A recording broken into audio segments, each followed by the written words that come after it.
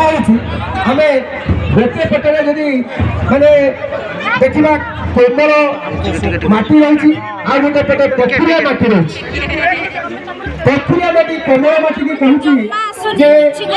देहरे बहुत किसी फूल गछ घास गछ अन्य गछ सब रही कि मो देहर तो कहीं नहीं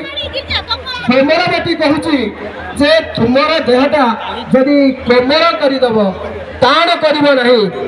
तुम देहरे बहुत किसी से फूल गछ अन्य गछ पार तेणु आम बर्तमान देखा आम देह को सब कोमल रखा सहनशीलतार परिपूर्ण करवा आम देह को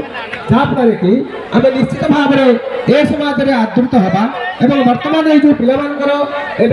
जो कार्यक्रम है बहुत उच्चकोटीर बहुत धन्यवाद पात्र से समस्त को धन्यवाद दे वक्तव्य शेष करी।